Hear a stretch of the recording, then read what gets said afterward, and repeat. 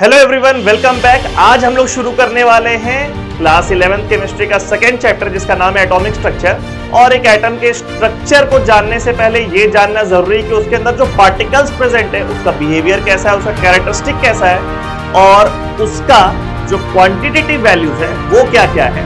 जैसे John Dalton बोले थे कि एक एटम इनडिविजिबल है, वो डिवाइड नहीं हो सकता, लेकिन बाद में एक्सपेरिमेंट से पता चला कि उसके अंदर भी सब एटॉमिक पार्टिकल्स होता है। इसमें मेन सब एटॉमिक पार्टिकल्स है इलेक्ट्रॉन्स, प्रोटॉन्स, न्यूट्रॉन्स। इस वीडियो में हम लोग इन्हीं सब एटॉमिक पार्टिकल्स का डिस्कवरी करेंगे, उनके कैरेक्टरिस्टिक बिहेवियर के बारे में बात करेंगे, चार्ज और मास का वैल्यू का बात करेंगे और ये भी बात करेंगे एक एटम में इलेक्ट्रॉन, प्रोटॉन, न्यूट्रॉन का नंबर्स कितना होता है। Cathode ray discharge tube experiment, जिस एक्सपेरिमेंट के थ्रू इलेक्ट्रॉन्स का डिस्कवरी हुआ था उसको अभी हम लोग सीखते हैं। ये जो फोटो आप लोग देख रहे हैं ये कैथोड रे डिस्चार्ज ट्यूब का है। डिस्चार्ज ट्यूब का मतलब होता है एक ऐसा ग्लास ट्यूब जिसके अंदर कोई गैस भरा हुआ है। नीचे लिखा हुआ भी आप देख लो, discharge tube contains gas at low pressure. बहुत हाई प्रेशर नहीं होना चाहिए क्योंकि अगर प्रेशर हाई होगा तो अंदर जो भी ऑब्जर्वेशन है वो बहुत क्लियर नहीं होगा, इसीलिए तो ये डिस्चार्ज ट्यूब दिया हुआ है। अदरवाइज इसका प्रेशर कम करने के लिए इससे हम लोग एक वैक्यूम पंप अटैच कर देते हैं जो कि रिक्वायर्ड प्रेशर तक इसको ले आता है। इसके अंदर कोई गैस भरा हुआ है जो ऑब्वियसली दिख नहीं रहा है हम लोगों को, और इस पूरे ट्यूब में दो इलेक्ट्रोड्स आप लोगों को दिख रहा होगा जिसको हम लोग कनेक्ट किए हुए हैं सेल से, बैटरी से, टू क्रिएट वोल्टेज। स्विच को क्लोज करते के साथ ये वाला जो इलेक्ट्रोड है मेटल प्लेट, ये हो जाएगा पॉजिटिवली चार्ज, उसको हम लोग कहते हैं एनोड, और ये वाला मेटल प्लेट हो जाएगा कैथोड जो कि है नेगेटिवली चार्ज। ठीक है, अब ये एक्सपेरिमेंट में एज सच आप लोगों को अभी कुछ ऑब्जर्व नहीं हो रहा है बीच में, बट इस एक्सपेरिमेंट के दौरान कुछ कुछ ऐसा चीज किया गया था जिससे कि ऑब्जर्वेशंस हुआ और पता ये चला कि अंदर में कोई ना कोई एक पार्टिकल है जो कि ट्रेवल कर रहा है। जैसे क्या हुआ, मान लीजिए यहां पर बीच में एक फैन बहुत लाइट वेट का रख दिया गया, तो कुछ देर में ऑब्जर्व हुआ स्विच को क्लोज करने के बाद कि वो फैन जो है वो रोटेट करने लग गया, वो घूमने लग गया, विच मीन्स कि बीच में कोई एक पार्टिकल है जो जाकर उससे टकरा रहा है ड्यूरिंग इट्स मोशन, और क्योंकि उस पार्टिकल के पास मास है इसीलिए वो मैकेनिकल मोशन क्रिएट कर पा रहा है। पंखा को घुमाने के लिए जो भी पार्टिकल ट्रेवल कर रहा है उसके पास कोई ना कोई वजन होना चाहिए, मास होना चाहिए, तभी वो मैकेनिकल मोशन क्रिएट कर पाएगा। तो इससे साबित हुआ कि जो पार्टिकल है वहां पे वो उसके पास मास प्रेजेंट है। फिर क्या किया गया, जैसे यहां पर देखिए ये जो एनोड है इसमें ना परफोरेशन कर दिया गया। परफोरेशन का मतलब इसमें छेद कर दिया गया, सो दैट कि अगर बीच में कुछ पार्टिकल ट्रेवल कर रहा है तो वो इस छेद से पार होकर के जाए और पीछे कुछ एक ऑब्जर्वेशन हम लोग कर पाए ताकि पता चलेगा उसका नेचर कैसा है। तो यहां पर क्या है, कुछ परफोरेशन कर दिया गया यहाँ पे एनोड में, और जो पीछे वाला पार्ट था, ये वाला पार्ट, उसको यहां पे कोट कर दिया गया जिंक सल्फाइड के साथ। इसको हम दूसरे कलर से बना देते हैं।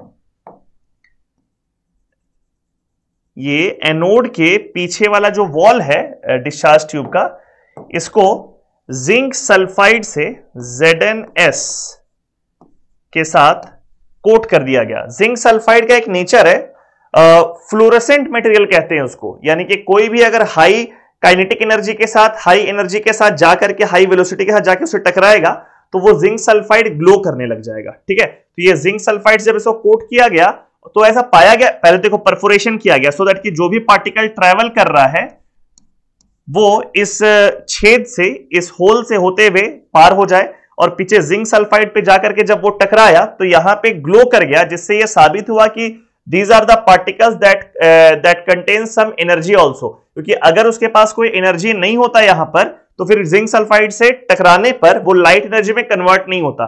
ऑब्वियसली वहां अगर ग्लो कर रहा है मतलब लाइट एनर्जी फॉर्म कर रहा है, तो एनर्जी तो आप लोग को पता है, it can't be created, it can't be destroyed, तो ये सिर्फ एक फॉर्म से दूसरी फॉर्म में कन्वर्ट कर रहा है। तो ये वाले पार्टिकल के पास पहले से एनर्जी होगा तभी वो जिंक सल्फाइड के कोटिंग पे जाके टकराया होगा और वहां पे ग्लो हुआ होगा, यानी कि लाइट एनर्जी में वो ट्रांसफॉर्म किया होगा अपने एनर्जी को। ठीक है, तो दीज वर सर्टेन ऑब्जर्वेशंस जो कि देखा गया कैथोड रे डिस्चार्ज एक्सपेरिमेंट में, और उन ऑब्जर्वेशंस के बेसिस पे कुछ पॉइंट्स यहां पर जो हम लोगों को बताया गया। जैसे पहला पॉइंट है कैथोड रेज, ये जो एरोज आप लोग देख रहे हैं इसको नाम दिया गया कैथोड रेज, क्योंकि ये ओरिजिनेट कर रहा है कैथोड से, निकल करके आ रहा है कैथोड से और जा रहा है एनोड के तरफ। तो पहला पॉइंट है cathode rays moves from cathode to anode, यानी कैथोड से एनोड के तरफ वो ट्रेवल कर रहा है। सेकेंड पॉइंट है it contains negatively charge particle. अब यहां पे सवाल आता है कि ये कैसे पता चला कि वो नेगेटिवली चार्ज पार्टिकल है। सो क्वाइट ऑब्वियस कि वो ट्रेवल किसके तरफ कर रहा है, प्लस चार्ज वाले इलेक्ट्रोड की तरफ। किससे दूर भाग रहा है, नेगेटिवली चार्ज इलेक्ट्रोड की तरफ। और ये तो पहले से ही प्रूवन था कि like charges repel each other and unlike charges attract each other. तो अगर ये पार्टिकल पॉजिटिवली चार्ज इलेक्ट्रोड के तरफ अट्रैक्ट हो रहा है, मतलब कि ये नेगेटिवली चार्ज है और साथ ही साथ ये नेगेटिवली चार्ज इलेक्ट्रोड से रिपेल भी हो रहा है। तो ये ऑब्जर्वेशन बताया कि आपका जो पार्टिकल जो ये ट्रेवल कर रहा है, इसी को हम लोग नाम दे रहे हैं कैथोड रेज। इसको हम लोग कह रहे हैं कैथोड रेज। तो ये कैथोड रेज जो है, इसमें जो भी पार्टिकल प्रेजेंट है, इसका चार्ज जो है वो नेगेटिवली चार्ज है और उसका नाम दिया गया इलेक्ट्रॉन्स। ठीक है, negatively charge particles electrons. Basically electrons are nothing but the particle present in cathode rays. अगला पॉइंट है they have mass and energy. ये जैसे आप लोग को हम एक्सप्लेन किए, बीच में अगर हम एक फैन रखे थे तो उसका मैकेनिकल मोशन वो घूमने लग गया। ये प्रूव करता है कि उस इलेक्ट्रॉन के पास मास था। और पीछे जो जिंक सल्फाइड का कोटिंग है, परफोरेशन की वजह से जब उसमें से कैथोड रेज पार हुआ और उसे टकराया तो वो ग्लो करने लग गया। ये साबित करता है कि उस इलेक्ट्रॉन के पास एनर्जी भी है। ठीक है, आखिरी पॉइंट है nature of electron is independent of the gas taken in discharge tube. इसको जस्ट हम अभी समझाएंगे। बस ये लाइन का मतलब ये है कि अंदर में आप गैस कोई भी लो, जो कैथोड रे का पार्टिकल है, मतलब कि इलेक्ट्रॉन, उसके नेचर में यानी कि उसके चार्ज में, उसके मास में कहीं कोई डिफरेंस नहीं आता है। It remains same respective of the gas taken inside the discharge tube. यहां पे थोड़ा सा एक चीज पहले ऐड करेंगे, फिर हम लोग आगे बढ़ करके ये वाले पॉइंट को अच्छे से एक्सप्लेन करेंगे कि ये तो हो गया कैथोड रे, लेकिन एक उल्टे दिशा में एक और रे ट्रेवल कर रहा होता है जिसको हम लोग कहते हैं एनोड रे या कैनाल रे। ठीक है, ऑब्वियसली वो अगर उल्टे दिशा में ट्रेवल कर रहा है तो उसमें जो पार्टिकल प्रेजेंट है वो पॉजिटिवली चार्ज पार्टिकल है। उसका बहुत ज्यादा डिस्क्रिप्शन एटॉमिक स्ट्रक्चर के शुरुआत में इसीलिए नहीं है बिकॉज वो जो एनोड रेज है या कैनाल रेज है या पॉजिटिवली चार्ज पार्टिकल है जिसको कि आप प्रोटॉन्स के नाम से भी जानते हैं, उसका डिस्कवरी, इस इलेक्ट्रॉन के डिस्कवरी के कई साल के बाद हुआ, बहुत दिन के बाद हुआ।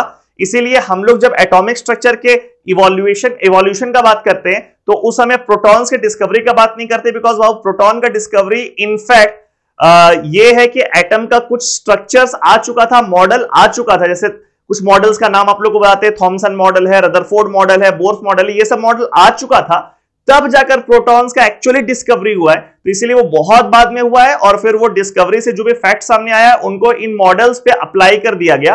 तो प्रोटॉन के डिस्कवरी का बहुत ज्यादा डिस्कशन नहीं होता है, बट हाँ अभी नेक्स्ट स्लाइड में आप लोग को हम थोड़ा सा एक्सप्लेन करेंगे ये वाले पॉइंट को, तो वहां पे समझ में आएगा एक्चुअली प्रोटॉन्स क्या होता है। ठीक है, बट अभी के लिए इसके उल्टा दिशा में भी एक रेस ट्रेवल कर रहा होता है, इसको हम लोग कहते हैं एनोड रेस या कैनाल रेस। और ऑब्वियसली क्योंकि अपोजिट डायरेक्शन में ट्रेवल कर रहा होता है तो उसके पास जो चार्ज है वो पॉजिटिवली चार्ज होता है बिकॉज इसके पास नेगेटिवली चार्ज है, उसके पास मास और एनर्जी दोनों होता है, बस चार्ज का जो साइन है वो कैथोड रे से उल्टा होता है। ठीक है, अगला वाला पॉइंट जो ये जो लास्ट वाला पॉइंट था कि nature of electron is independent of the gas taken in discharge tube, इसको हम एक्सप्लेन करते हैं। यहां पर ऐसा ऑब्जर्वेशन हुआ, ऐसा देखा गया कि ये जो पहला लाइन इसको आप पढ़िए, cathode rays does not depend on the gas of discharge tube but anode rays और canal rays depends on the gas. ठीक है, कैसे देखिए, अगर आप डिस्चार्ज ट्यूब के अंदर जो गैस है वो लेते हैं एक्स गैसियस, एक्स कोई एक ऐसी डमी नाम रख लिए एक्स, तो जैसे ही आप स्विच को क्लोज करते हैं, यहां पे देखिए इस जगह पे स्विच को आप क्लोज करते हैं और ये एनोड पॉजिटिवली चार्ज, ये कैथोड नेगेटिवली चार्ज हो जाता है, तो इन दोनों इलेक्ट्रोड्स के बीच में एक इलेक्ट्रिक फील्ड क्रिएट होता है। ऑब्वियसली पॉजिटिव नेगेटिव दोनों चार्ज है तो बीच में एक इलेक्ट्रिक फील्ड क्रिएट हो जाएगा, यानी बीच में कोई भी चार्ज पार्टिकल आएगा तो उस पर एक फोर्स लगेगा और उस इलेक्ट्रिक फील्ड के वजह से ये जो गैसियस पार्टिकल है एक्स गैसियस, ये आयोनाइज कर जाता है एक्स प्लस और इलेक्ट्रॉन में, यानी कि उसमें से एक इलेक्ट्रॉन निकल जाता है। ये बात आप लोगों को क्लियर होगा। As soon as the switch is closed there is an electric field between the two electrodes cathode and anode, and due to that electric field ionization of this gaseous atom X takes place. It is ionized to X plus gaseous and electron. ठीक है, अब जैसे ये X plus gaseous बना, ध्यान देना, ये X plus gaseous बना, ये तो पॉजिटिवली चार्ज हो गया, तो ये cation will form part of canal रे, और ये जो इलेक्ट्रॉन है वो नेगेटिवली चार्ज है, so it will form part of cathode ray. यानी कुछ ऐसा होगा कि यहां बीच में ये जब X गैसियस आयोनाइज किया होगा, यहां पे थोड़ा सा हम लिख भी देते हैं, तो यहां पर X प्लस बना होगा और एक इलेक्ट्रॉन बना होगा, जिसमें से ये जो X प्लस है ये मूव करना चालू कर दिया होगा इस नेगेटिवली चार्ज इलेक्ट्रोड की तरफ, और ये जो इलेक्ट्रॉन है ये मूव करना चालू कर दिया होगा इस पॉजिटिवली चार्ज इलेक्ट्रोड की तरफ। ठीक है, तो वही चीज हम यहां पर लिखेंगे, this X plus will form a part of canal ray and this electron will form a part of cathode ray। ठीक है, लेकिन अगर उस गैस को हम चेंज कर दें और यहां पे हम गैस लिख दें Y गैसियस, यानी गैस अंदर में जो डिस्चार्ज ट्यूब के अंदर में गैस प्रेजेंट है उसको बदल दिया, X की जगह Y हो गया।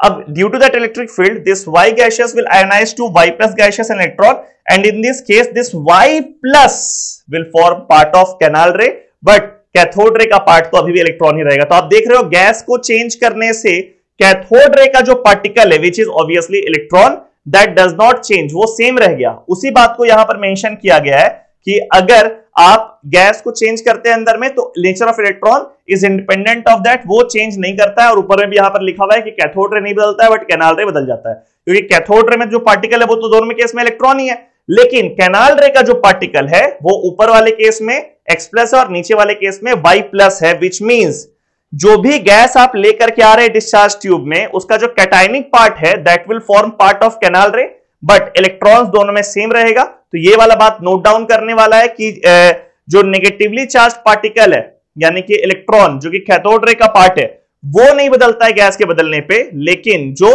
कैनाल रे का पार्ट है यानी कि पॉजिटिवली चार्ज पार्टिकल वो बदल जाता है। अब ये बड़ा पंगा का बात हो गया कि भाई नेगेटिवली चार्ज पार्टिकल तो कॉमन आ रहा है, पॉजिटिवली चार्ज पार्टिकल चेंज हो रहा है, तो हम पॉजिटिव पार्टिकल के लिए एक रेफरेंस कहां सेट करें? छोटा पार्टिकल से इलेक्ट्रॉन नेगेटिव के लिए एक रेफरेंस सेट हो गया, पॉजिटिव के लिए रेफरेंस कैसे सेट करें? तो उसके लिए बोला गया कि अच्छा एक काम करते हैं, सबसे छोटा एटॉमिक गैस कौन है? तो सबसे छोटा एटॉमिक गैस है हाइड्रोजन गैस। हाइड्रोजन एटम से छोटा एटम, छोटा एलिमेंट तो होता नहीं है, तो सबसे छोटा एटॉमिक गैस, ध्यान रखना मॉलिक्यूलर गैस का बात नहीं कर रहे, मॉलिक्यूल का बात नहीं कर रहे हैं, सबसे छोटा एटॉमिक गैस कौन है? Hydrogen gas. इसको जब डिस्चार्ज ट्यूब के अंदर लिया गया तो ये भी आयोनाइज कर जाएगा H प्लस गैसियस और इलेक्ट्रॉन में। अब मेरे को ऐसा लग रहा है कि H प्लस से छोटा कैटायन तो हो नहीं सकता है, बिकॉज वो बना किससे? वो बना है सबसे छोटा एटॉमिक गैस से। तो बोला गया कि पॉजिटिवली चार्ज पार्टिकल सबसे छोटा कौन होगा? सबसे छोटा H प्लस होगा, उसी को नाम दिया गया प्रोटॉन। ठीक है, तो बेसिकली प्रोटॉन्स जो है वो बड़ा एक्सक्लूसिव चीज है कि अगर आप डिस्चार्ज ट्यूब के अंदर एटॉमिक हाइड्रोजन गैस भरते हैं तो फिर कैथोड कैनाल रे या एनोड रे का जो पार्टिकल है which is obviously H plus, उसको बोला गया प्रोटॉन। लेकिन हर एक केस में जो कैथोड रे का पार्टिकल है which is electron, it remain same. ठीक है, यहां तक क्लियर हो गया। ये इलेक्ट्रॉन का डिस्कवरी तो इससे हो गया कि भाई वहां पे एक चीज प्रेजेंट है जो नेगेटिवली चार्ज है, जिसको जो कैथोड रे का पार्टिकल उसके पास मास है, उसके पास एनर्जी है, वो गैस जो अंदर प्रेजेंट है उससे इंडिपेंडेंट है, यानी कुछ तो है। नामकरण भी हो गया, नाम था उसका इलेक्ट्रॉन, लेकिन उसके मास के बारे में या उसके चार्ज के बारे में कोई भी जानकारी नहीं था। तो इस काम को शुरू किए जे थॉमसन। डिस्कवरी वाला जो पार्ट था इलेक्ट्रॉन का वो किए थे फैराडे। ठीक है, उसके कुछ साल के बाद जे थॉमसन काम कर रहे थे कि भाई इलेक्ट्रॉन का हम लोगों को जानकारी तो हो गया कि कुछ है ऐसा पार्टिकल जो नेगेटिवली चार्ज पार्टिकल है, उसके पास मास भी, बट चार्ज है क्या, मास क्या है, इसके बारे में बात करना वो शुरू किए। हाँ, चार्ज और मास का एग्जैक्ट वैल्यू तो वो नहीं निकल पाए, लेकिन जे थॉमसन हम लोग को बता दिए charge to mass ratio of electron, यानी कि Q बाय M का वैल्यू, चार्ज बाय मास का रेशियो हम लोग को बता पाए थे जे थॉमसन। एक्चुअली वो कुछ एक्सपेरिमेंट कर रहे थे, जिस एक्सपेरिमेंट में वो कर क्या रहे थे कि एक चार्ज पार्टिकल है जो ट्रेवल कर रहा है। इस सिस्टम को थोड़ा समझना है, इस फेनोमेना को, तो अपने आप समझ में आएगा किस तरीके से एक्सपेरिमेंट से वो डिराइव किए चार्ज बाय मास रेशियो को। हम लोग को एग्जैक्ट डेरिवेशन पे नहीं जाना है, हम लोग को सिर्फ क्वालिटेटिव एस्पेक्ट को समझना है कि क्या उनका थॉट प्रोसेस था, क्या उनका प्रोसीजर था, क्या साइंस को वो फॉलो किए चार्ज बाय मास रेशियो को निकालने के लिए। देखिए यहां पर एक चार्ज पार्टिकल है Q, ऐसे हम 2-3 एरो बना दिए सो दैट एक चार्ज, एक पार्टिकल नहीं जा रहा है, उस तरह का बहुत सारा पार्टिकल ट्रेवल कर रहा है। तो कोई पार्टिकल है, उसका चार्ज है Q और उसके पास मास है M, वो इस तरह राइट हैंड साइड में इस तरीके से ट्रेवल कर रहा है। ठीक है, बीच में उसको मिल गया एक इलेक्ट्रिक फील्ड। इलेक्ट्रिक फील्ड का डायरेक्शन क्या है? तो ये ग्रीन वाला जो एरोज है वो इलेक्ट्रिक फील्ड का डायरेक्शन है, इलेक्ट्रिक फील्ड नीचे की तरफ लग रहा है। जैसे यहां पे आप देखिए, थोड़ा सा बेसिक आप लोग को बताते हैं, पार्ट ऑफ फिजिक्स है बट फिर भी, जैसे ये प्लस चार्ज है और ये माइनस चार्ज आप लोगों को दिख रहा है, तो इलेक्ट्रिक फील्ड इस प्लस और माइनस के बीच में रहता है, प्लस से माइनस के डायरेक्शन में होता है इलेक्ट्रिक फील्ड। ठीक है, प्लस से माइनस के डायरेक्शन में इलेक्ट्रिक फील्ड काम कर रहा होता है। तो यहां पे आपको दिख रहा है कि एक इलेक्ट्रिक फील्ड लगा हुआ दिख रहा है ग्रीन कलर का, ये वाला एरो है, और ये चार्ज पार्टिकल का डायरेक्शन है। अब बात ये है कि अगर ये चार्ज पार्टिकल का जो चार्ज है ये पॉजिटिव चार्ज है, तो जिस डायरेक्शन में इलेक्ट्रिक फील्ड लगता है उस चार्ज पार्टिकल पे उसी डायरेक्शन में फोर्स भी लगता है।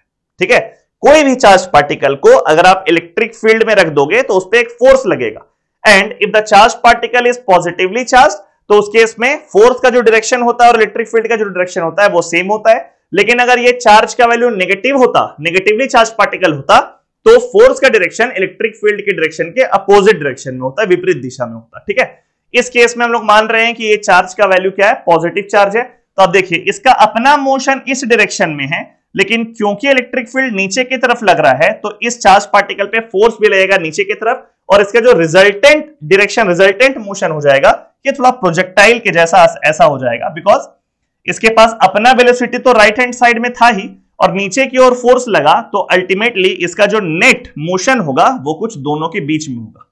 ठीक है, राइट साइड भी ट्रेवल कर रहा होगा और नीचे की तरफ भी ट्रेवल कर रहा होगा। So this is the direction of motion of this charge particle according to the electric field. दूसरी तरफ आप देख रहे हैं कि यहां पे हम लिख दिए माइनस क्यू, मास भी है इसके पास बट माइनस क्यू, यानी कि नेगेटिवली चार्ज पार्टिकल है। नेगेटिवली चार्ज पार्टिकल अगर ट्रेवल करेगा, अब आपको समझ में भी आ रहा होगा, इलेक्ट्रिक फील्ड फिर से नीचे की तरफ लग रहा है, बट उस चार्ज पार्टिकल पे फोर्स लगेगा ऊपर की तरफ। ठीक है, यानी कि वो ट्रेवल इस तरफ कर रहा है और फोर्स क्योंकि ऊपर लग रहा है तो उसका नेट मोशन जो है वो इस तरह का प्रोजेक्टाइल हो जाएगा अपवर्ड डायरेक्शन में, यानी कि इसका जस्ट अपोजिट। ठीक है, जे थॉमसन के अनुसार इलेक्ट्रिक फील्ड यहां पर लगा है, इलेक्ट्रिक फील्ड के जगह अगर आप मैग्नेटिक फील्ड भी लगा दोगे, now the concept of electric field and magnetic field will be explain to in physics class 12 में, बट जैसे इलेक्ट्रिक फील्ड होता है जब पॉजिटिव और नेगेटिव चार्ज होता है तो उसके बीच में इलेक्ट्रिक फील्ड होता है, उसी तरीके से जब नॉर्थ पोल और साउथ पोल जो होता है वो मैग्नेट का प्रेजेंट होता है तो उसके बीच में मैग्नेटिक फील्ड होता है, जिसमें कोई भी मैग्नेट हो गया या मैग्नेटिक सब्सटेंस हो गया, उस पे एक फोर्स वहां पर क्रिएट हो जाता है, वहां पे लगता है। और वहां पे आप पढ़ोगे फिजिक्स में कि चार्ज भी अगर रहेगा तो मैग्नेटिक फील्ड के प्रेजेंस में उस पे भी फोर्स लगेगा। ठीक है, so basically like an electric field exerts force on a charged particle, magnetic field also exerts force on the charged particle। हाँ, अब फोर्स का डायरेक्शन क्या होगा, उसका मैग्नीट्यूड क्या होगा, किस तरह का मोशन को फॉलो करेगा, this all part of physics, ये हम लोगों को केमिस्ट्री में नहीं जानना है। सिर्फ ये बात जानना है कि अगर यहां इलेक्ट्रिक फील्ड के जगह मैग्नेटिक फील्ड लगा होता तो वहां पर भी उस चार्ज पार्टिकल के पास के ऊपर एक फोर्स लगता और उसका एक रिजल्टेंट मोशन होता। उस मोशन के बारे में कोई वैसा डिस्क्रिप्शन नहीं है केमिस्ट्री में, हम लोग को पढ़ना नहीं है, बहुत डीप नहीं जा रहे हैं, और आप लोगों को बस ये जान रहा है कि इलेक्ट्रिक फील्ड वाले केस में कि अगर चार्ज पॉजिटिवली चार्ज रहेगा तो force will be in the direction of electric field, अगर चार्ज नेगेटिवली चार्ज होगा तो उस केस में it will be opposite to the electric field, जो यहां फोटो में आप लोग को दिख रहा है। ठीक है, खैर ये पूरे एक्सपेरिमेंट को जे थॉमसन किए और वो ऐसा पाए कि जो चार्ज पार्टिकल है उसके मैग्नीट्यूड ऑफ डिफ्लेक्शन, देखो मैग्नीट्यूड ऑफ डिफ्लेक्शन क्या होता है, इसका अपना मोशन जो था, देखिए इस चार्ज पार्टिकल का जो अपना ओरिजिनल मोशन था वो तो ये मोशन था, वो तो ये स्ट्रेट लाइन था। ठीक है, इस चार्ज पार्टिकल का भी जो अपना मोशन था वो तो ये स्ट्रेट लाइन था, लेकिन इस इलेक्ट्रिक फील्ड के वजह से उसका जो मोशन है वो इस स्ट्रेट लाइन से डिफ्लेक्ट कर गया है। दिख रहा है आप लोगों को, ये इस लाइन से डिफ्लेक्ट करते हुए नीचे गया, तो कितना ज्यादा डिफ्लेक्ट करेगा, क्या वो इस तरह का डिफ्लेक्शन शो करेगा या वो इस तरह का डिफ्लेक्शन शो करेगा या वो इस तरह का डिफ्लेक्शन शो करेगा। हर केस में आप देख रहे हैं कि डिफ्लेक्शन का मैग्नीट्यूड अलग अलग है। इसमें डिफ्लेक्शन का मैग्नीट्यूड सबसे कम है पहले वाले में, ठीक है, दूसरे वाले में डिफ्लेक्शन का मैग्नीट्यूड थोड़ा बढ़ गया, तीसरे वाले में डिफ्लेक्शन का मैग्नीट्यूड और बढ़ गया।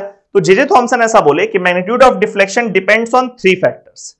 पहला फैक्टर है मैग्नीट्यूड ऑफ चार्ज, यानी कि इस चार्ज पार्टिकल के ये चार्ज पार्टिकल में जितना ज्यादा चार्ज होगा उतना डिफ्लेक्शन भी उसमें ज्यादा होगा, यानी कि इस केस में जब मैग्नीट्यूड ऑफ चार्ज बढ़ेगा तो डिफ्लेक्शन भी बढ़ेगा, तो उसमें हम ऐसे अपवर्ड एरो कर दे रहे हैं, विच मीन्स कि जैसे जैसे मैग्नीट्यूड ऑफ चार्ज इंक्रीज करेगा वैसे वैसे मैग्नीट्यूड ऑफ डिफ्लेक्शन भी इंक्रीज करेगा। ठीक है, सेकेंड पॉइंट है मास ऑफ पार्टिकल। यहां पे ना इनवर्सली प्रोपोर्शनल होता है, मतलब कि मास अगर बढ़ेगा तो डिफ्लेक्शन कम होगा, मास अगर कम होगा तो डिफ्लेक्शन बढ़ेगा। बहुत प्रैक्टिकल से एग्जांपल से आप समझ सकते हैं। मान लीजिए यहां से आप एक स्टोन नीचे गिराए, पत्थर को नीचे गिराए, और जब वो नीचे गिर रहा था तो आप उस पर फूंक मारे, ब्लो किए, उस पत्थर को कुछ खास फर्क नहीं पड़ेगा, उसका मोशन ऑलमोस्ट वर्टिकल रहेगा, थोड़ा बहुत हल्का फुल्का डिफ्लेक्ट करेगा क्योंकि उसका मास ज्यादा है। वहीं अगर यहां से आप एक फेदर को नीचे गिराए, पंख को नीचे गिराए, और वो जब नीचे गिर रहा हो क्योंकि उसका मास बहुत कम है, तो जब आप फूंक मारोगे, ब्लो करोगे, तो वो पंख डिफ्लेक्ट होकर के उस डायरेक्शन में जाएगा। इसका मतलब जब भी फोर्स लगता है तो जिसका मास कम होता है उसमें डिफ्लेक्शन ज्यादा होता है, और जिसका मास ज्यादा होता है उसमें डिफ्लेक्शन कम होता है। तो यहीं पर एक्सप्लेन किया गया इस चीज को। मास ऑफ पार्टिकल पे magnitude of deflection inversely proportional है। अगर मास ज्यादा होगा इन पार्टिकल्स का तो उसमें डिफ्लेक्शन कम होगा, मास कम होने पे डिफ्लेक्शन ज्यादा होगा। और थर्ड पॉइंट है कि यहां पे जो आप इलेक्ट्रिक फील्ड लगा रहे हो या फिर इसके जगह जो मैग्नेटिक फील्ड आप लगाते उसका कितना मैग्नीट्यूड है, तो यहां पर फिर से इस पे डायरेक्टली प्रोपोर्शनल है कि इलेक्ट्रिक या मैग्नेटिक फील्ड जितना ज्यादा आप लगाएंगे उतना इन चार्ज पार्टिकल में जो डिफ्लेक्शन ऑब्जर्व होगा वो उतना ज्यादा ऑब्जर्व होगा। ठीक है, तो ये 3 पॉइंट जे थॉमसन दिए, वो 3 पॉइंट आप प्रॉपरली नोट डाउन कर लो, एग्जाम में पूछ सकता है। That state the factors on which deflection in the charge particle is observed when it is cross to electric field और मैग्नेटिक फील्ड। तो इसमें पहला पॉइंट है that it depends on magnitude of charge of that charge particle. As the magnitude of charge increases, the magnitude of deflection also increases. Second point है as mass of the particle increases, magnitude of deflection decreases. और third point है as electric field or magnetic field, the magnitude of electric field magnetic field increases, magnitude of deflection also increases. ठीक, तो electric field और magnetic field के presence में experiment करने के बाद जे थॉमसन एक निष्कर्ष पे पहुंचे और पहला क्वांटिटेटिव वैल्यू दिए हम लोग को इलेक्ट्रॉन के रिस्पेक्ट में, और वो था इलेक्ट्रॉन का चार्ज बाय मास का ratio, E/m ratio. Quantitative value हम इसलिए बोल रहे हैं बिकॉज अभी तक जो भी बात हुआ था इलेक्ट्रॉन प्रोटॉन का वो सब क्वालिटेटिव बात था कि ये नेगेटिवली चार्ज होता है, ये पॉजिटिवली चार्ज होता है, इसके पास मास होता है, इसके पास एनर्जी होता है, ये सारा बात किया गया था। बट एक्चुअली उसका चार्ज या उसके मास का वैल्यू क्या होता है, तो उस वैल्यू का पहली बार जिक्र हुआ कि चार्ज बाय मास का जो रेशियो है, ये देखिए जो ये E लिखा हुआ है स्मॉल e, ये आप लोग सब नोट डाउन कर लेंगे कि small e is magnitude of charge of electron और प्रोटॉन। इलेक्ट्रॉन प्रोटॉन का चार्ज बराबर होता है, एक 1 unit negatively charge 1 positively charge है, तो और उसका जो मैग्नीट्यूड होता है चार्ज का, वो वैल्यू को हम लोग स्मॉल e से इंडिकेट करते हैं। तो जे थॉमसन हम लोग को बताया कि चार्ज बाय मास का जो रेशियो है वो उसी एक्सपेरिमेंट से, डिफ्लेक्शन वाले एक्सपेरिमेंट से करके निकाले 1.758820 इंटू 10⁻11 कूलम पर कीजिए। हम लोगों को वो एक्सपेरिमेंट बहुत डिटेल्स में नहीं जानना है, बस हम लोग को ये सारा बात जानना है जो अभी आप लोग को जस्ट हम बताए कि डिफ्लेक्शन किन किन चीजों पर डिपेंड करता है, और फिर हम लोग सीधे आ जाते हैं E/m के वैल्यू पे। अब आपको दिख रहा होगा ये तो बड़ा अजीब सा वैल्यू है, तो क्या सर इस वैल्यू को याद करना पड़ेगा? तो नहीं, इस वैल्यू को आपको याद नहीं करना है, बट फिर भी आप ये वैल्यू कैलकुलेट कर पाएंगे, वो हम थोड़ी देर में आप लोग को बताने वाले। तो चार्ज बाय मास का रेशियो ये निकल कर क्या आया जे थॉमसन के द्वारा 1.758820 10⁻11 कूलम पर केजी। और उसके बाद एक साइंटिस्ट हुए मिलिकन ने किया था एक ऑयल ड्रॉप एक्सपेरिमेंट। इस एक्सपेरिमेंट को भी हम लोग डिटेल्स में नहीं जानना है, बस एक बेसिक आप लोग को बता देते हैं कि मिलिकन क्या किए कि चार्ज्ड ऑयल पार्टिकल्स को, ऑयल ड्रॉपलेट्स को चार्ज करके और इलेक्ट्रिक फील्ड के प्रेजेंस में मूव करवाए, और वहां से वो कैलकुलेट किए कि उस ऑयल ड्रॉपलेट में क्या चार्ज का मैग्नीट्यूड है, मतलब उसमें कितना चार्ज प्रेजेंट है। अब इसी एक्सपेरिमेंट को वो कई बार रिपीट किए, कई सारा ट्रायल्स किए उसका, और वहां से वो निकल करके उनका एक स्टेटमेंट आया कि कोई भी चीज में, किसी भी चीज में, किसी भी चार्ज पार्टिकल में जो चार्ज होता है वो क्वांटाइज्ड होता है। क्वांटाइज्ड होने का मतलब है कि एक मिनिमम वैल्यू होगा चार्ज का जिसका इंटीग्रल मल्टीपल्स में ही चार्ज एग्जिस्ट कर रहा होगा, उसको बोलते हैं क्वांटाइज्ड होना। बिकॉज वो जितने बार भी ऑयल ड्रॉपलेट्स का चार्ज को निकाले तो वो देखिए ये तो जो भी वैल्यूज आ रहा है वो किसी एक मिनिमम वैल्यू का इंटीग्रल मल्टीपल में आ रहा है, और वो मिनिमम वैल्यू को जब वो कैलकुलेट किए तो पाई वही स्मॉल ई ऑब्वियसली जो मिनिमम वैल्यू ऑफ चार्ज है, that is basically charge present on electron और प्रोटॉन, बिकॉज वो सबसे छोटा पार्टिकल है जो कि चार्ज पार्टिकल है, तो उसमें जो चार्ज होगा वो सबसे छोटा होगा। ठीक है, यानी कि दुनिया में कितना भी चार्ज पार्टिकल होगा उसका जो नेट चार्ज होगा that will be integral multiple of charge of electron proton. Negatively charge है तो इलेक्ट्रॉन के चार्ज का इंटीग्रल मल्टीपल होगा, और पॉजिटिवली चार्ज है तो प्रोटॉन का। ठीक है, तो वो E का वैल्यू कैलकुलेट किए थे मिलिकन 1.6 इंटू 10⁻⁹ कूलम, यानी this is the magnitude of charge electron में या प्रोटॉन में जो होता है। इलेक्ट्रॉन में अगर होगा तो उसे माइनस चार्ज लगा देंगे, यहां लिख भी दिए हम, charge on electron Q indicates charge on electron is -1.6 10⁻⁹ coulomb, और प्रोटॉन का जो चार्ज है वही +1.6 10⁻⁹ कूलम। E मतलब होता है दोनों का मैग्नीट्यूड बस ले लिए 1.6 into 10⁻⁹ coulomb, and this very important.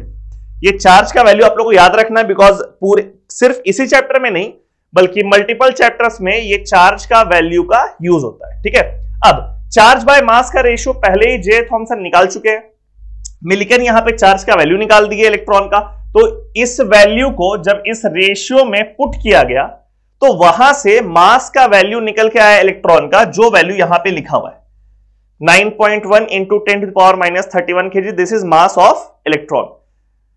तो ये वाला वैल्यू बहुत इंपॉर्टेंट है, मास ऑफ इलेक्ट्रॉन भी आप लोगों को याद रखना है, यूजफुल है, एग्जाम में ही पूछ सकता है। तो हम कह रहे हैं चार्ज का वैल्यू आप लोगों को याद रखना है, मास का वैल्यू आप लोगों को याद रखना है। तो जब चार्ज और मास दोनों याद रखना ही है तो चार्ज बाय मास का रेशियो याद रखने का क्या जरूरत है, वो तो एग्जाम में अगर पूछा जाएगा तो चार्ज और मास को आप डिवाइड करके कैलकुलेट कर लेंगे। लेकिन एक बात ध्यान रखना है, आप याद भले किए हुए चार्ज का वैल्यू और मास का वैल्यू, लेकिन आपको यह पता होना चाहिए कि सबसे पहले कैलकुलेट किया गया था ये रेशियो। सीक्वेंस ध्यान रखो, सीक्वेंस क्या है कि फर्स्ट क्वांटिटेटिव सीक्वेंस कि first the ratio of charge by mass was calculated, उसके बाद चार्ज का वैल्यू कैलकुलेट किया गया और फिर मास का वैल्यू कैलकुलेट किया। ये सीक्वेंस आपको पता होना चाहिए। Charge by mass is the first step, charge is second step and mass is then third step. This is mass of electron. Mass of electron is 9.1 into 10⁻⁻31 kg। ठीक है, तो this is all about electron. Proton का charge तो हो ही गया, magnitude तो आप लोगों को पता ही है विथ प्लस साइन, और जो मास होता है प्रोटॉन का वो कैलकुलेट किया गया 1.67 इंटू 10⁻⁻27 kg। उसके बारे में बहुत डिटेल्स में हम लोग को जाना नहीं है, प्रोटॉन के डिस्कवरी के बारे में थोड़ा आप लोग को बता भी दिए हैं हम कि कैसे हुआ था, कैनाल रेज या एनोड रेज का बात करके। बहुत डिटेल्स पे इसलिए नहीं आना है बिकॉज प्रोटॉन्स का डिस्कवरी बहुत बाद में हुआ था। ठीक है, तो उसको एक्चुअली इवोल्यूशन में बहुत इंपॉर्टेंस मिलता नहीं है, बिकॉज इलेक्ट्रॉन के डिस्कवरी के बाद एटम का मॉडल आना शुरू हो गया था, और उस मॉडल में प्रोटॉन के जगह पॉजिटिव चार्ज का यूज हो रहा था। हर जगह प्रोटॉन नहीं बोला जा रहा, तो प्रोटॉन तो डिस्कवरी नहीं हुआ है, तो उसकी जगह पॉजिटिव चार्ज का यूज हो रहा था। और जब प्रोटॉन डिस्कवर हो गया तो जहां जहां पॉजिटिव चार्ज था वहां प्रोटॉन को सेट कर दिया गया। तो इसीलिए प्रोटॉन के डिस्कवरी में बहुत डिटेल्स में नहीं जाना है, बस ये वैल्यूज याद रखना है कि चार्ज प्रोटॉन का ये होता है और प्रोटॉन का मास होता है 1.67 10⁻⁻27 kg। आपको दिख रहा है प्रोटॉन का जो मास है वो इलेक्ट्रॉन के मास के सामने बहुत बड़ा है। इनफैक्ट यहां पे न्यूट्रॉन का भी थोड़ा जिक्र कर देते हैं, अभी तक हम लोग उसको इग्नोर करके चल रहे हैं। न्यूट्रॉन का चार्ज 0 है और मास जो न्यूट्रॉन का है it is approximately same as mass of proton. ठीक है, और उसको सेम ले लेते हैं कैलकुलेशन पर्पस के लिए 1.67 इंटू 10⁻⁻27 kg। हम अप्रोक्सीमेटली इक्वल इसीलिए लिखे हैं क्योंकि आप लोगों को जानकारी हो सिर्फ कि अगर हम लोग 2 डेसिमल प्लेस के आगे बढ़ेंगे तो neutrons are slightly heavier than protons. ठीक है, न्यूट्रॉन्स थोड़ा सा प्रोटॉन से भारी होता है, but otherwise for calculation purposes हम लोग इन दोनों के मास को सेम लेंगे and this is the value of their mass. Mass of proton और mass of neutron is very very large as compared to mass of electron, because mass of electron में आप देखो 10⁻31 है, mass of proton न्यूट्रॉन में 10⁻27 है। तो ऐसे ही कितना भारी हो गया न्यूट्रॉन प्रोटॉन। अगर हम लोग वैल्यू का बात करें तो आप लोग को बता दें प्रोटॉन और न्यूट्रॉन इलेक्ट्रॉन से लगभग 1800 से 1850 गुना ज्यादा भारी होता है। ठीक है, अब इमेजिन करो इलेक्ट्रॉन का मास अगर x है तो प्रोटॉन न्यूट्रॉन का मास हो जाएगा लगभग 1850x, इतना भारी है वो। तो जब भी हम लोग एटम का मास के बारे में बात करते हैं ना तो हम लोग प्रोटॉन और न्यूट्रॉन के मास को कंसीडर करते हैं, लेकिन हम लोग इलेक्ट्रॉन के मास को इग्नोर मार देते हैं। ठीक है, निगलेक्ट कर देते हैं क्योंकि वो तो नेग्लिजिबल वैल्यू है प्रोटॉन न्यूट्रॉन के सामने। खैर, यहां पे एक छोटा सा रिएक्शन आप लोग को दिख रहा होगा, ये एक न्यूक्लियर रिएक्शन है। एक साइंटिस्ट हुए चैडविक, वो ये न्यूक्लियर रिएक्शन एग्जीक्यूट किया अपने लैब में और वहां से न्यूट्रॉन का डिस्कवरी हुआ। तो ये रिएक्शन को आप लोग याद कर लो, this reaction is associated with discovery of neutron. बहुत इंपॉर्टेंस नहीं देना है डिस्कवरी ऑफ न्यूट्रॉन को, बिकॉज न्यूट्रॉन का डिस्कवरी तो प्रोटॉन के भी डिस्कवरी के बाद हुआ था, तो इतना लेट हुआ है कि उसको उतना इंपॉर्टेंस मिल नहीं रहा यहां पर। बट ये रिएक्शन याद रखो, बेरिलियम का वो एक शीट लिए, उसमें हीलियम अल्फा पार्टिकल का बॉम्बार्डमेंट किए, एक न्यूक्लियर रिएक्शन है, बहुत डिटेल्स में न्यूक्लियर रिएक्शन क्लास 12 में आप पढ़ते हैं।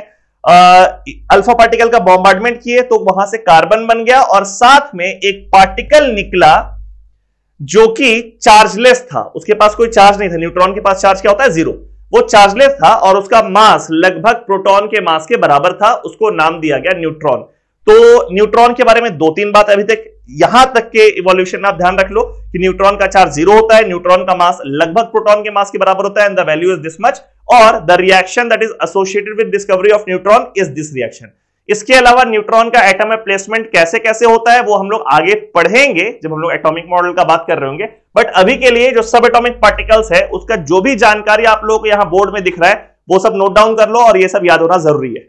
अब जब इलेक्ट्रॉन, प्रोटॉन, न्यूट्रॉन का डिस्कवरी हो ही चुका है, वो लोगों का चार्ज और मास आप लोगों को पता है, तो किसी भी एटम में प्रोटॉन का नंबर कितना होता है, न्यूट्रॉन का नंबर कितना होता है और इलेक्ट्रॉन का नंबर कितना होता है, इसके बारे में भी हम लोग बात कर लेते हैं। जैसे कोई भी एक एलिमेंट है X, उसमें आप देखिएगा कई बार ऐसा सिंबल वाले फॉर्म में लिखा रहता है, नीचे एक नंबर लिखा होता है Z, ऐसे Z इज अ वेरिएबल, वहां पर कोई एक नंबर लिखा रहेगा और ऊपर एक नंबर लिखा रहेगा जिसको हम लोग A से इंडिकेट कर रहे हैं। For example sodium is the element, नीचे में कौन सा नंबर लिखा हुआ है 11 और ऊपर में कौन सा नंबर लिखा हुआ है 23। ठीक है, ये जो नीचे वाला नंबर है इसको हम लोग कहते हैं atomic number, this number is called atomic number, और ऊपर वाले नंबर को हम लोग कहते हैं मास नंबर। यानी सोडियम के लिए एटॉमिक नंबर है 11 और मास नंबर है 23। ठीक है, इनका सिग्निफिकेंस क्या है? तो यहां पे आप इक्वेशन देख रहे हैं कि number of protons is equal to atomic number. ये जो नीचे में नंबर आपको दिख रहा है ना, ये Z, ये नंबर ऑफ प्रोटॉन्स के बराबर होता है, और ये जो ऊपर वाला टर्म दिख रहा है यानी कि मास नंबर, वो जो नंबर है वो नंबर ऑफ प्रोटॉन्स और नंबर ऑफ न्यूट्रॉन्स के सम के बराबर होता है। ठीक है, यानी कि अगर सोडियम में नीचे लिखा हुआ है 11 ऊपर 23, तो नीचे हो गया एटॉमिक नंबर 11 और ऊपर 23 हो गया उसका मास नंबर, तो इस पे प्रोटॉन का संख्या हो जाएगा 11 यानी एटॉमिक नंबर के बराबर, और प्रोटॉन का नंबर और न्यूट्रॉन का नंबर का जो सम होगा वो हो जाएगा 23 यानी कि मास नंबर के बराबर। तो ऑब्वियसली यहां पे हम नंबर ऑफ न्यूट्रॉन्स कैसे निकालेंगे? तो 23 माइनस नंबर ऑफ प्रोटॉन्स, और नंबर ऑफ प्रोटॉन्स 11 है तो ये वैल्यू निकल करके आ गया 12। ठीक है, तो कोई भी एटम में उसका एटॉमिक नंबर, मास नंबर दिया रहेगा आपको एग्जाम में। बहुत बेसिक एलिमेंट्स का आप लोगों को एटॉमिक नंबर, मास नंबर याद होना चाहिए, बहुत बेसिक एलिमेंट जो कि बहुत फ्रिक्वेंटली यूज्ड होता है केमिस्ट्री में, कंपाउंड्स में, वो सब आप देख लो। पीरियोडिक टेबल में आपको मास नंबर, एटॉमिक नंबर मिल जाएगा उसका, वो आपको बेसिक्स याद होना चाहिए, और अगर नहीं भी याद है तो एग्जाम में मोर और लेस दिया होता है। ठीक है, खैर ये वाला इक्वेशन नोट डाउन कर लीजिए, इसको याद रखना है आप लोगों को कि इसमें से हम लोग प्रोटॉन और न्यूट्रॉन कैसे निकालेंगे। जैसे मान लीजिए सोडियम है, तो सोडियम वाले केस में नंबर ऑफ प्रोटॉन्स कितना है? 11 है।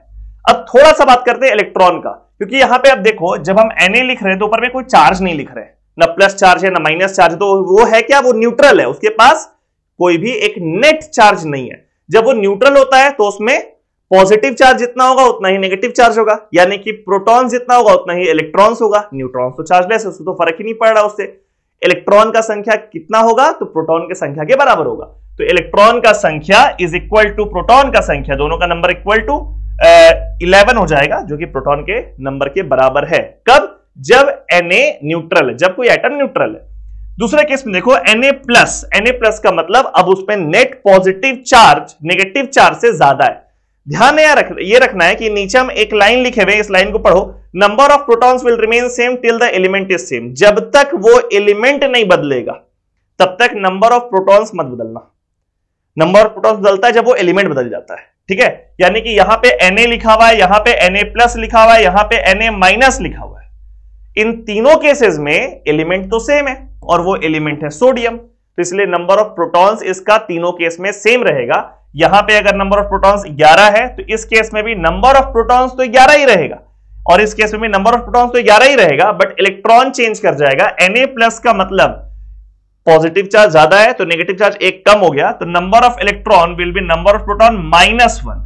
जितना भी चार्ज रहेगा उतना आप नंबर ऑफ प्रोटॉन से सब्ट्रैक्ट कर देंगे to get the number of electrons, तो यहां पे नंबर ऑफ इलेक्ट्रॉन्स निकल के आ जाएगा 10। वहीं अगर Na- का बात करें, वैसे Na- एग्जिस्ट करता नहीं है, मेटल है, नेगेटिव चार्ज बहुत रेयरली एग्जिस्ट करता है, but still for just calculation purpose Na- अगर यहां पे ले तो नंबर ऑफ इलेक्ट्रॉन्स इस केस में हो जाएगा नंबर ऑफ प्रोटॉन्स +1, क्योंकि यहां पे माइनस चार्ज है ऊपर में, यानी कि इलेक्ट्रॉन ज्यादा है। तो कितना नेगेटिव चार्ज है? एक नेगेटिव चार्ज है, तो यहां पे +1 कर दिए, तो यहां पे 11 + 1 12 will be the number of electrons in Na-। तो ये पूरा जो थ्योरी है वो हो गया नंबर ऑफ प्रोटॉन्स का कैलकुलेशन, नंबर ऑफ न्यूट्रॉन्स का calculation. Number of protons is equal to atomic number of neutrons is equal to mass number minus atomic number. और इलेक्ट्रॉन के बारे में हम लोग बात की, अगर न्यूट्रल है एटम तो इलेक्ट्रॉन का संख्या प्रोटॉन की संख्या के बराबर होगा, अगर पॉजिटिवली चार्ज हो गया तो इलेक्ट्रॉन का संख्या कम हो जाएगा जितना चार्ज है उतना से, और अगर नेगेटिवली चार्ज है तो इलेक्ट्रॉन का संख्या ज्यादा हो जाएगा जितना चार्ज है उससे ज्यादा। ठीक है, तो आई गेस इस वीडियो में आप लोगों को समझ में आया होगा डिस्कवरी ऑफ इलेक्ट्रॉन कैसे हुआ, cathode ray discharge tube experiment क्या था, उसमें क्या क्या ऑब्जर्वेशंस था, और ऑब्जर्वेशंस के बेसिस पे इलेक्ट्रॉन का क्या क्या क्वालिटेटिव एस्पेक्ट बताया गया। फिर डिफ्लेक्शन के बारे में थोड़ा आप लोगों को बताए थे कि इलेक्ट्रिक फील्ड मैग्नेटिक फील्ड के प्रेजेंस में कोई चार्ज पार्टिकल कैसे डिफ्लेक्ट करता है, और उस एक्सपेरिमेंट से निकल करके आया चार्ज बाय मास का रेशियो इलेक्ट्रॉन का, जिसको कि मूलिकन के एक्सपेरिमेंट के जो चार्ज के कैलकुलेशन है उससे जब पुट किया गया तो वहां से मास निकल करके आया। और यहां पे इस पूरे वीडियो में हम लोग बात कर लिए इलेक्ट्रॉन का, प्रोटॉन का, न्यूट्रॉन का, डिस्कवरी भी हो गया, और साथ में किसी एटम में उनका नंबर्स क्या होता है इसका ही बात कर लिए। So we are all ready to start atomic models की। अब सब एटॉमिक पार्टिकल्स के बारे में जानकारी हो गया, अब हम लोग एटॉमिक मॉडल को शुरू करते हैं, और अगले लेक्चर में हम लोग एटॉमिक मॉडल को ही शुरू करने वाले हैं।